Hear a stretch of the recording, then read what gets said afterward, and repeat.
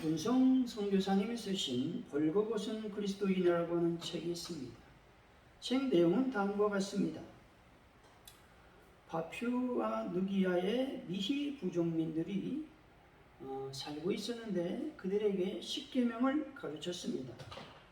성경 말씀 외에 다른 설명을 붙이지 않았는데 부족민들이 서로 얼굴을 바라보며 두려운 얼굴로 고개를 숙였습니다. 어떤 형제는 양쪽 다리 사이로 얼굴을 파묻기까지 했다는 것이지요. 말씀을 마치자 하나 둘 집으로 돌아갔는데 한 형제가 우리와 같이 있게 된다면 무섭지 않을 것 같다며 자리를 뜨려 하지 않았다는 것입니다. 그런 그들을 보니 혼란스러웠습니다. 부족 형제들은 십계명을 주신 하나님의 뜻을 따라 자신의 죄를 깨닫고 또 두려워하고 있는데 선교사라고 하는 나는 왜 십계명 앞에서 아무런 영적 두려움이 일어나지 않는가 해서 몹시 당황스러웠습니다. 부족 형제들에게는 십계명이 살아있는 말씀이지만 내게는 그렇지 못했던 것입니다. 나는 십계명을 모두 암기하고 있을 뿐 아니라 남에게 가르칠 준비가 되었다고 생각했습니다. 그러나 십계명 앞에서 두려워하는 마음이 내게는 없었습니다. 죄인인 나에게도 마땅히 회개와 부끄러움이 일어나야만 했습니다. 여러분은 과연 어떻습니까? 십계명을 보면서 과연 하나님 앞에서 부끄러움을 느끼고 계십니까? 어떤 부자도 어떤 고위 공무원이라 할지라도 도덕적으로 윤리적으로 죄를 범하지 않는다고 말할 수 없습니다. 전기도 들어가지 않는 깡촌에서 또 어촌에서 법 없이 산다고 할지라도 죄를 범하지 않는다고 말할 수 없는 것입니다. 뿐만 아니라 일상생활에서 죄를 짓지 않는다고 해서 주님의 말씀을 피해갈 수 있는 사람이 역시 없다는 것입니다. 왜냐하면 원래 인간은 태어날 때부터 죄인이기 때문에 그렇습니다. 자신의 죄악을 깨닫지 못하고 신앙생활하는 것은 곧 개가 토한 것을 먹는 매우 더러운 것이 아닐 수 없는 것입니다. 우리들은 죄에 대해 지나치게 무감각한 삶을 살 때가 너무너무 많다는 것이죠. 문둥병의 특징은 몸에 감각이 없어진다는 것입니다. 이와 마찬가지로 죄는 우리들의 영혼의 감각을 잃게 만든다는 것이죠. 열심도 잃어버리게 만들고 열정도 모두 사라지게 만들게 됩니다. 힘써 행하던 일들에 대해서도 의문을 품게 되는 것이죠. 말씀의 감동이 없고 교제가 무의미해지고 형제 자매들의 힘있는 간증도 무덤덤해지게 되는 것이죠. 그리고 그 자리에 있는 것이 불편하게 느껴지고 부끄러워지게 된다는 것입니다. 에베소 4장 18절입니다. 그들의 총명이 어두워지고 그들 가운데 무지함과 그들의 마음이 굳어짐으로 말미암아 하나님의 생명에서 떠나 있도다 말씀합니다. 죄악을 지켜야 되면 우리 안에 있는 예수 그리스도의 지혜와 총명이 어두워져서 미련하게 된다는 것입니다. 또한 지혜와 총명이 어두워지게 되니 무지하게 되고 어리석게 된다라는 것입니다.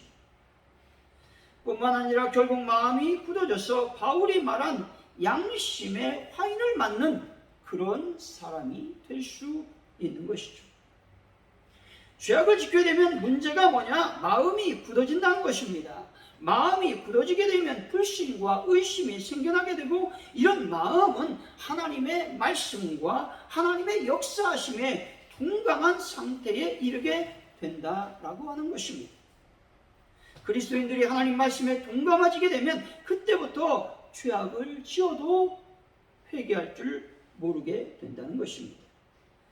사랑하는 성도 여러분, 하나님 말씀에 마음에 둔감해지지 않도록 날마다 자신을 돌아보시고 반성하시며 죄악이 있다면 회개하는 분들이 다 되시기를 예수 이름으로 간절히 축원드립니다.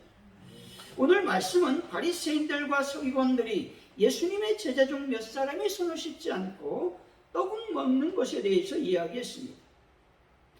유대 종교 지도자들은 장로들의 유전을 범한 제자들의 문제를 예수님께 제기하고 있습니다.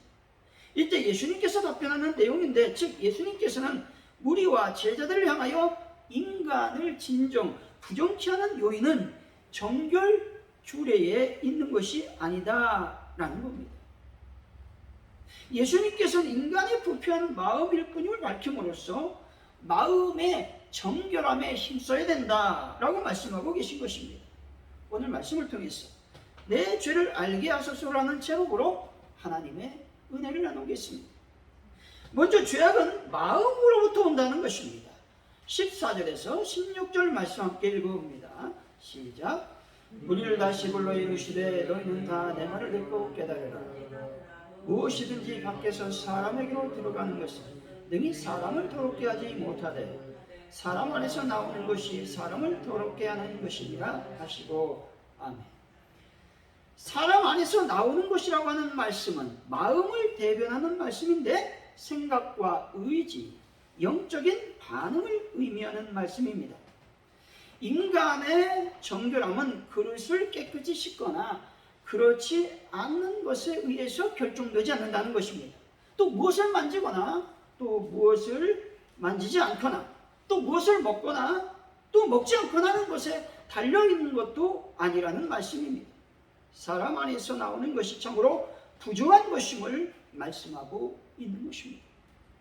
이 당시 종교 지도자들과 유대인들은 부정한 것에 대해서 말하고 있습니다. 부정한 음식과 부정한 물건, 부정한 짐승을 말합니다. 다시 말해 인간의 내부적인 것들에 대해서 말하는 것이 아니라 인간의 외면적인 부분에 대해서 말하고 있다는 것입니다. 예수님의 말씀과 종교 지도자들의 말이 배치됩니다. 때문에 제자들은 매우 이해할 수 없었습니다. 그래서 예수님께서 오늘 본문을 통해 인간의 마음으로부터 나오는 것이 무엇인지에 대해서 말씀해 주시고 있는 것이죠. 사람들은 대부분 자신의 근원적인 부패함과 타락성을 간과하고 있다는 것입니다.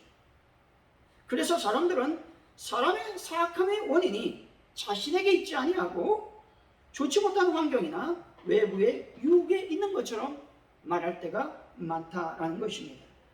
그러나 이것은 모든 인간이 그 안에 죄의 본성을 가지고 있다는 것을 간과한 오해이며 착각이라고 하는 것입니다. 옛날에는 완행열차가 있었습니다. 즉 통일호라고 하는 열차가 있었습니다. 제가 열차를 타고 영등포에서 장안까지 가는 일이 있었는데 이때는 입석이 있었습니다. 그래서 많은 사람들이 앉아있을 뿐만 아니라 모든 복도가 빽빽하게 사람이 차 있었다는 것이죠. 그래서 장사꾼이 통로를 왔다 갔다 하면서 물건을 팔았습니다. 어떤 분이 한복을 얌전하게 차려입고 하얀 버선까지 신고 있었습니다. 그리고 아래만 내려다보고 앉아 있어서 아주 점잖게 보였습니다. 그런데 지나가는 장사꾼이 잘못하여 버선발을 밟게 됩니다. 근데 부인이 이렇게 말하는 겁니다. 이게 눈깔이 빠졌나? 라고 말하면서 심한 욕설을 하는 겁니다. 그 얌전하던 부인 입에서 지독한 욕설이 막 터져 나오는 것을 보고 얼마나 놀랐는지 모릅니다. 건드리니까 속에 있는 것이 쏟아져 나온 것이죠. 얼굴을 보고 어찌 사기꾼인지 또한 살인자인지 알 수 있겠습니까? 외모만 보고는 결국 그 사람이 어떤 사람인지 알 수 없는 것입니다. 예레미야 17장 9절이죠. 만물보다 거짓되고 심히 부패한 것은 마음이라 누가 능히 이를 알리오마는 말씀합니다. 마음은 인간의 생각과 행동의 원천이라고 말씀드릴 수 있습니다. 원문을 충실하게 번역해보면 마음은 그 어떤 것보다 더 더럽고 치유할 수 없는 것이다. 누가 그것을 이해할 수 있겠는가? 라고 번역해 볼 수 있습니다. 우리 속담에 10길 물속은 알아도 한 길 사람 속은 모른다라는 말이 있습니다. 여러분, 물은 아무리 깊어도 잴 수 있지만 사람의 마음속을 알 수가 없다는 것이죠. 사랑하는 성도 여러분, 자신을 반성하고 돌아보아서 내 안에 있는 마음을 잘 가꾸고 다스리는 분들이 다 되시기를 예수 이름으로 간절히 축원드립니다. 그렇다면 구체적으로 무엇이 나를 더럽게 하는지 살펴보길 원합니다. 18절과 19절 말씀이죠. 한번 읽어봅니다. 시작. 예수께서 이르시되 너희도 이렇게 깨달음이 없느냐. 무엇이든지 밖에서 들어가는 것이 능히 사람을 더럽게 하지 못함을 알지 못하느냐. 이는 마음으로 들어가지 아니하고는 배로 들어가 뒤로 나감이라. 이러므로 모든 음식물을 깨끗하다 하시니라. 아멘. 예수님은 먹어서 몸속으로 들어가는 것이 사람을 더럽게 하지 않는다라고 말씀하는데 그 이유에 대해서 설명하고 있습니다. 그것은 먹은 음식이 마음으로 들어가는 것이 아니라는 것입니다. 위와 창자로 소화되어 배설되기 때문에 그렇게 얘기하고 있는 것이죠. 다시 말해 사람이 먹어서 들어간 것은 배를 통해 다시 배설됨으로써 마음과는 아무 관계가 없다라고 말하고 있습니다. 여기서 마음은 비물질적인 내면의 인간을 가리키는 말이고, 배라고 하는 말은 순수하게 물질적 개념을 나타내는 말씀입니다. 이와 같이 현상적으로 볼 때에도 마음은 물질적인 것과는 무관하며 도덕적이고 영적 측면에서만 더럽혀질 수 있는 것임을 말씀하고 있는 것입니다. 먼저 도둑질하지 말라고 말씀하고 있죠. 21절의 말씀이죠. 한번 읽어봅니다. 시작. 속에서 곧 사람의 마음에서 나오는 것은 악한 생각, 곧 음란과 도둑질과 살인과. 아멘. 도둑질은 10계명 중 8계명을 말하고 있습니다. 사람들은 흔히 도둑질하면 남의 것을 훔치는 것이라고 말할 때가 있습니다. 이것도 틀린 말이 아닙니다. 그러나 근본적으로 도둑질이라고 하는 말은 남을 희생시켜 자신의 이익을 챙기는 것을 말합니다. 사기꾼들이 이에 속하는 것이고 권력자들이 이에 속할 수도 있습니다. 자신의 권력을 이용해서 다른 사람들을 해할 때 말하는 말이기도 하고, 또 기자들이 아무런 문제가 없는데 문제 있다고 기사를 써서 그 회사가 망할 때 그 기자는 도둑질했다라고 말할 수 있는 것입니다. 도둑질을 세 가지로 나눠서 생각해 볼 수 있는데, 첫째로 하나님의 것을 도둑질하는 행위인 것이죠. 이것은 물질과 시간을 말하고 있는데, 물질은 11조를 말하는 것이고 시간은 성수주의를 말하는 겁니다. 성수주의를 않는 것은 시간을 도둑질하는 겁니다. 그리고 11조를 드리지 않는 것은 하나님의 물질을 도둑질하는 것이다 라고 말하고 있는 것입니다. 또한 하나님께 영광을 돌려야 되는 것들을 도둑질해서 자기 영광을 취하는 그것이 바로 도둑질하는 것이다 라고 성경은 말씀하고 있습니다. 둘째로 이웃의 것을 도둑질하는 행위입니다. 여기서 10계명에서 6, 7, 8, 9계명 모두를 포함합니다. 즉 6계명은 이웃의 생명을 말하는 것입니다. 살인하지 말라라는 것이죠. 또 7계명은 이웃의 정조를 말하고 있습니다. 8계명은 이웃의 재산을 말하는 것이고, 9계명은 이웃의 명예를 손상시키는 것을 말하면서 거짓 증거를 대지 말라고 말하고 있는 것입니다. 이 모든 것이 이웃의 것을 도둑질하는 행위라고 말씀하고 있습니다. 셋째로 자신의 것을 도둑질하는 행위인 것이죠. 하나님께서 내게 주신 물질, 재능, 자녀, 건강, 명예, 기타 모든 것들을 포함한 것입니다. 그것은 내 것이 아니라 하나님께서 내게 맡겨주신 것이라고 여러분들을 생각하고 하나님을 위해서 그것을 사용해야만 된다라고 하는 것입니다. 오늘은 11조에 대해서만 말씀을 드립니다. 말라기서 3장 8절이죠. 사람이 어찌 하나님의 것을 도둑질하겠느냐. 그러나 너희는 나의 것을 도둑질하거든 말하기를 우리가 어떻게 주의 것을 도둑질하였나이까 하는도다. 이는 곧 11조와 봉헌물이라 말씀합니다. 하나님께서 너에게 나의 것을 도둑질하였다고 말씀하시면서 11조와 봉헌물을 드리지 않는 것에 대해서 말씀하고 있습니다. 11조를 하나님께 드리지 않는 것은 하나님 것을 도둑질하였다고 하나님께서 말씀하고 있는 것입니다. 그렇다면 하나님께 11조를 드리라고 하신 이유는 과연 뭐냐? 그것은 이 세상 모든 것이 나의 것, 즉 하나님의 것임을 인정하라고 하는 말씀인 것입니다. 욥기서 41장 11절이죠. 누가 먼저 내게 주고 나로 갚게 하였느냐? 온 천하에 있는 것이 다 내 것이니라 말씀합니다. 하나님께서 분명히 말씀하시죠. 온 천하에 있는 것이 다 내 것이다 라고 말씀합니다. 시편 50편 10절에서 12절 말씀입니다.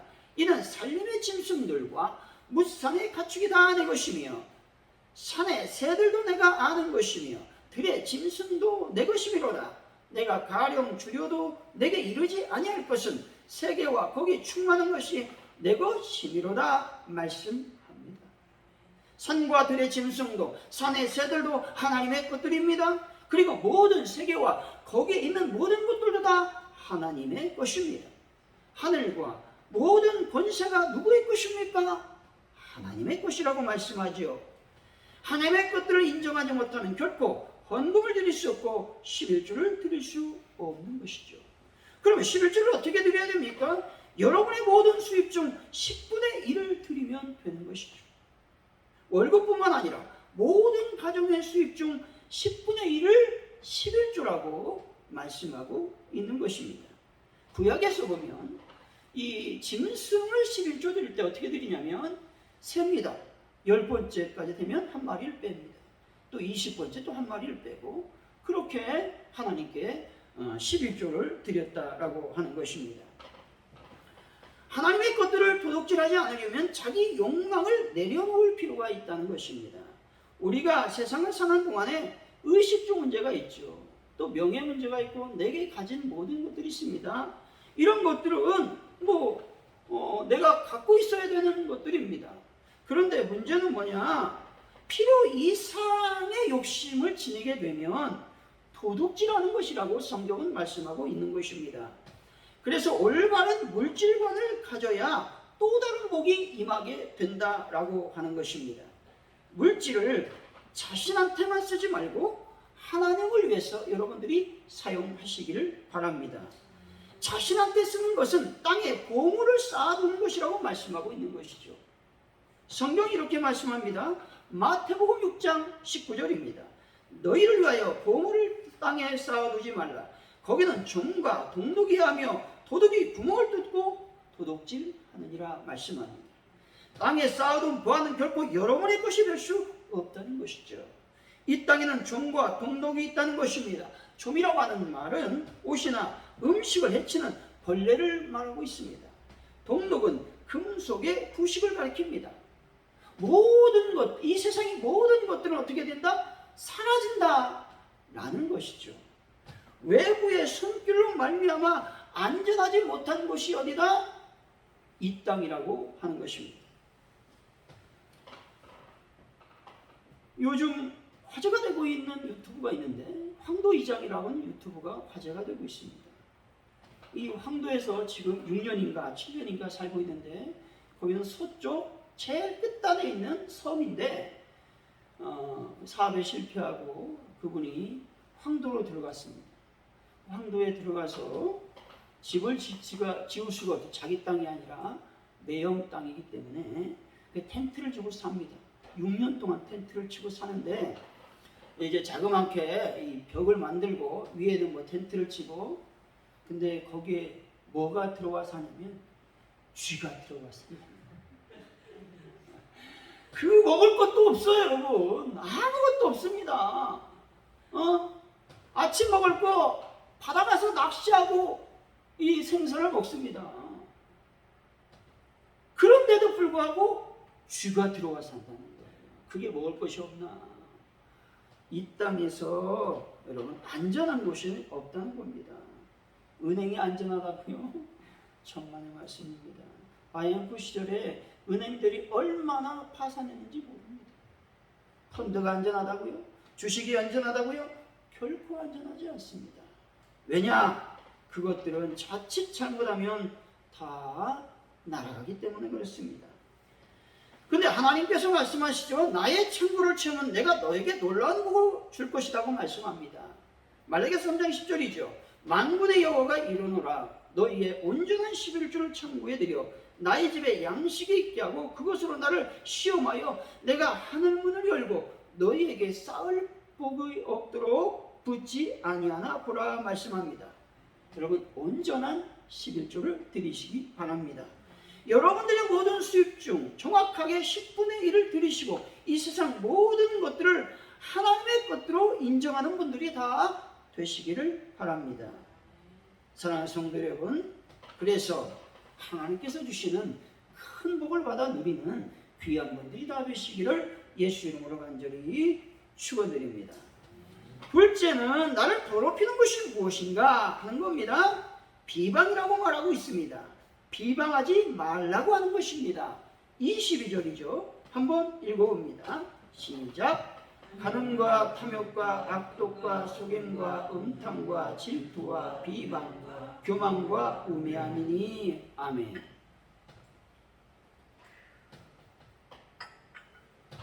악독과 속임과 질투와 비방과 교만은 모두 다 제6계명에 속하는 말씀입니다. 6계명이 뭡니까? 살인하지 말라는 것이죠. 이 모든 것들은 사람을 향한 파괴적인 언어와 행동을 가리키는 말씀입니다. 이 모든 것들을 행하는 사람은 어떤 죄악을 저지르게 되냐면 살인을 행하는 자가 된다는 것입니다. 여기서 악독이라고 하는 말은 매우 아프게 하는 것입니다. 사람들을 매우 힘들게 하는 행위를 말하는 것이죠.